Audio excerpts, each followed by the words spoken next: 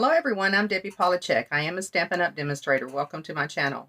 Today we're going to be working with the Peony Die, and I'm going to show you my technique of shading it and making it 3D without being 3D. It's a flat surface still. So we'll be working with that, and to put the little how I shaded the leaves to they work good together. And so anyway, let's get started. Okay. I started off by cutting my desired color of my flower. Now, what color I choose for my flower would be about the medium tone of what you want your flower to be. So in this one, I use Purple Poisy. And I cut all 4 of these dies to create one flower. Okay. For the leaves, there's 3 sets of leaves. One I cannot find, the highlight or low light. I think this is more supposed to be a low light. For each one of these flowers, they have one. And I've cut 6 of those to make the card that we're going to be making today. But I only used 5 because I lost one of the leaves. Okay, so that's the way I work. Also cut a stamen out of yellow, and I put little black dots here on the stamen to show you that's where I put glue that I'm letting dry. And after it dries, I'm going to use this Heidi Swap gold foil to make little gold stamens right on the tips of each one of those stamens. Okay, so that will be done later. Now, in order to show you, for me to remember where I'm supposed to be doing my shading, I made just a white out of scrap cardstock, one of the sets, and I put it all together. And if you notice, there's a little tick on the right hand side of all of the flowers. That's where they line up together. Okay. So when you put this together, you would put glue in between each one of these to glue it together and line it up with that little tip right here. So you can put it all together and then just take glue and glue behind it or in between it, however you want to glue it together. Okay. And so what I did is I marked where this die cut meets this die cut underneath the bottom. Okay. And I know when I do my shading, I want this part of the die cut when I take it out to be the darkest.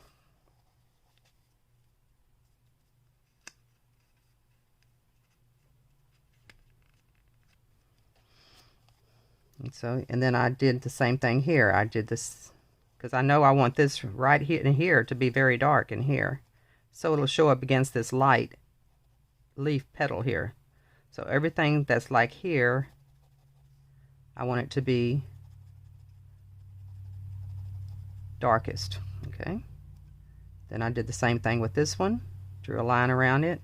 Again, that area right there to be very dark, and this even to be dark above it. Now for the back leaves, it's going to be the same thing, but it's going to be on the top of the leaf. So I need everything, and it's going to be just a tiny bit. It's not going to be very dark, but it's just going to be a tiny bit above these. Okay. This is going to be kind of the curve of the flower, so this would probably need to be dark too, because this flower has like a cup, so all the shadows need to be on the outside of that cup. This would be dark. Okay, this one would be just dark inside of here. Just darkest here, darkest above this, and darkest above this one. I can't get into that, but you can see where it would need to be a little darker in here. Okay, so now when we take these apart, oh, and also this would be darker in here. That's because this is the top of the leaf and this will be a little darker. Okay, so now when we take this apart, this will probably help us gauge about where we need to do our shadows on our real one here. And I also marked this one here. I marked this one. Now this is not necessary for you to mark. It's just so you can visually see where I need to put the shadows behind this second piece here. I need to put the shadows behind here. Okay, all behind in there, and work it out to be the lighter above that. Okay, so that's done. Now I've got just a piece of scrap piece of regular typing paper, and it's about 1 inch wide, and I tapered it just so it'll fit inside this smallest area here, because this is going to come in handy for when I do the highlight and the low lighting of my flower. Okay, so we'll show you now how to do that. Okay, I'm going to start off with the lightest colors, which is I'm going to be using the Whisper White. And I think Whisper White would work on any of the colors. Oh, well, I know it would, because this is the only pigment color we have. And when you say pigment color, it actually covers up the cardstock somewhat. All the other inks are transparent, so they really wouldn't cover up the cardstock. So I'm going to take the Whisper White, and I'm going to hit around the edges of all the petals. Now, for the inside of that one, I want to take my piece of paper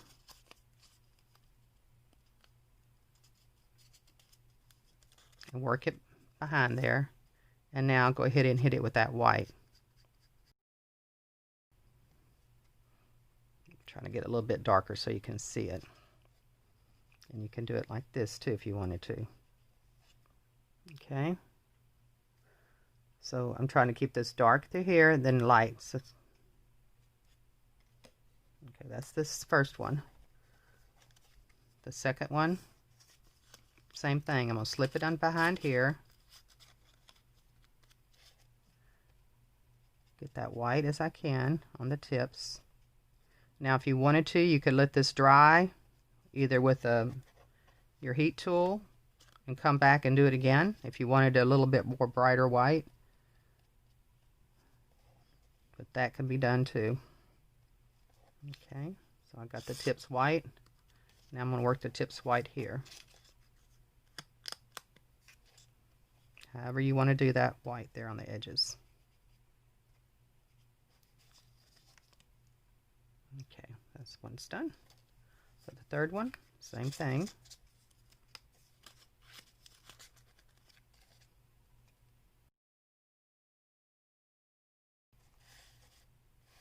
And on this one, you would want to do just white all around the edges.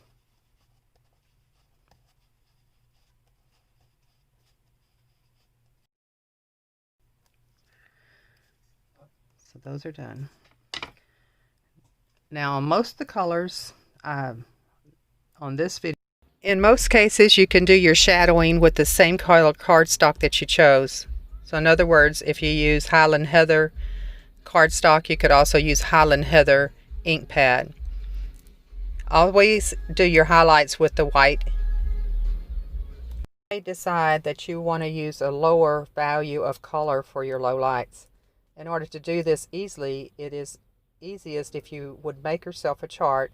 I will give a link at the end of this video how to make a chart, and you will be able to see visually what color you would need in order to make a little bit deeper color of the low lights.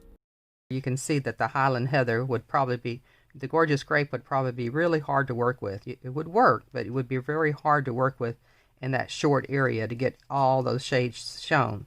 So I would stick with the Highland Heather. Okay, if I was to do the Highland Heather and I wanted a little darker shade of that,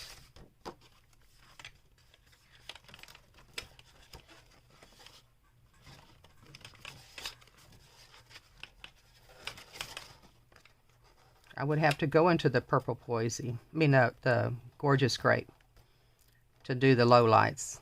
Okay, so that, but I would just have to be real careful when I do that.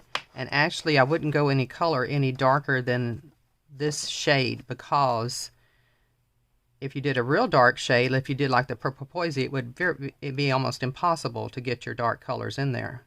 You would have to use something like black, and it probably wouldn't show up very much on some of the real dark colors. This is pumpkin pie, I believe. In order to get something darker, I could go with the terracotta. I could go with tangerine. Even some of the cinnamon cider would work. Cajun Craze, you have to be very careful. Anyway, I think that helps you get the idea of how you would go about doing that. Okay, now to do the dark tones, you would have to put the paper the opposite direction. Okay, let's start off with the little one. The opposite direction. And by looking at this, because I'm trying to cover up the part that I want to keep that white underneath there. So now I'm going to let this thing be my judge here, and I know that I have to keep that Highland Heather very low in that area, in the darkest, in that spot there, and just work my way up just a touch up on that top of that. Okay, and now I know I want to do all my edges from these dark lines here, and I even want to bring it up just a little bit to make that cup look to it. Okay, and I need to bring it up pretty high up in here, because I want that dark to be right behind there for sure. So I need to kind of visually notice that it needs to be a little bit lower than that one, to the right of it. That's where it needs to be the darkest, and push that on up in there. Now really, actually all this in reality won't be seen, but kind of gives you a little space to work to get there. Okay, so here we're trying to keep that bow look to it. Okay, so I'm going to go ahead and try to even this out through here.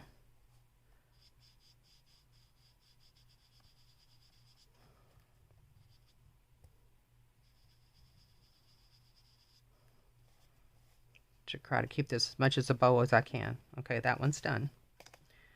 Go to the second one. That by my little blueprint here, that I've got to go up pretty high. This is not even seen until you hit this line here. So I know I have to get up a little bit higher than that tip there in order to get a little bit of a shading through there. Do I have to go as dark as this? No. Just need to get a little bit. Okay. Here we go with the shading on the sides. I know this side I want it to be pretty shaded, and I want this to kind of go up to this area in here. This side to be shaded too. Let me go ahead and get that. It looks like this side is shaded a little bit lower. Now I want this to be about right in there, that darkest shade.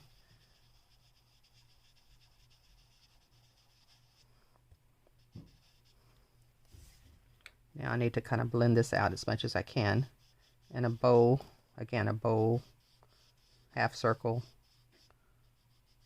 area. Third one. Now I know I need to get pretty high on all these.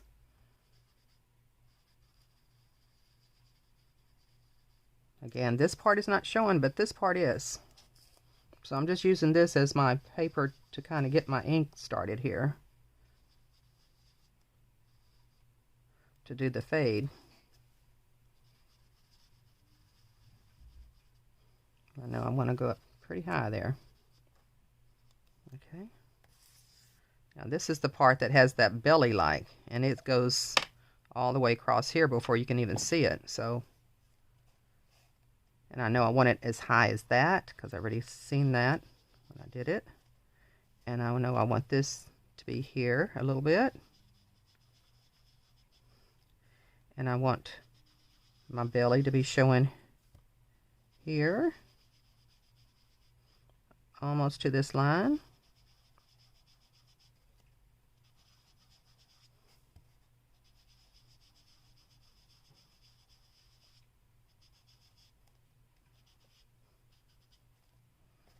Okay.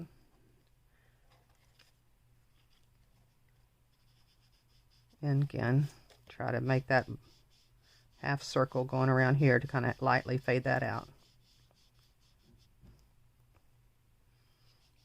So to make it a nice transition. Okay, for this one,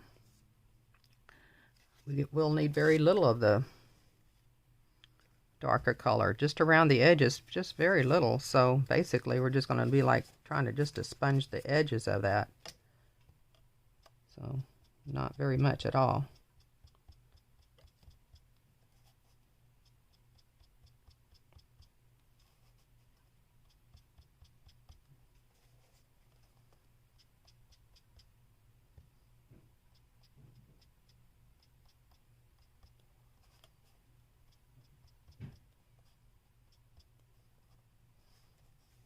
Okay. Again, this part is just a very little edges that we'll need. Now we can do all this in here if we wanted to, but it's not necessary. So I'm just going to start in the middle. Looks like this might show a little bit here. And on up into here. Up into here.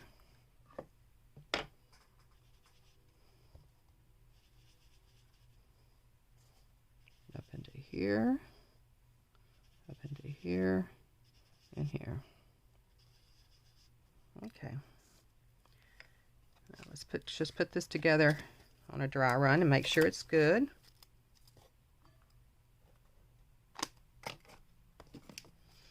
Let me go ahead and take my little gold. I'm going to put the gold side up and just rub that against that top of that. My little pretty gold tips are done.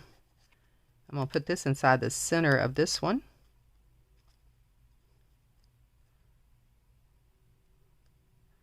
And just let it stick out a little bit. Put a dot of glue behind it. Let's see for our dry run here. Okay. Only thing that I can see that I would like to do is put a little bit of shading behind this one here. And if you do get too dark on the end, you can go back with your white, just like I did there, and just touch that up again, okay? So I think I'm going to go ahead and glue them together here. I think that should be good. So I'm going to glue that first one into the second one. Some glue. Go with the third one.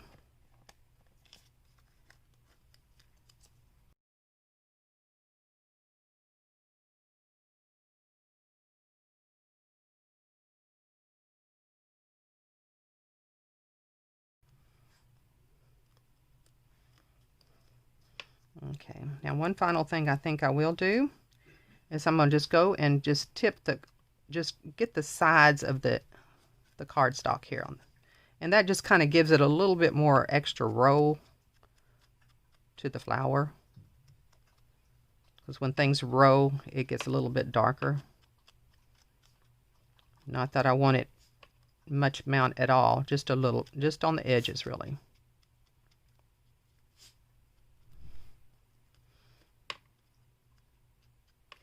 Again, if I get white, dark where I shouldn't got it, then I can just go back with a little bit of white. Okay, so that's that. Now for the green, you would go do the same thing. This is the soft sea foam, And then I'm going to go behind where I know that I need that shading. Okay.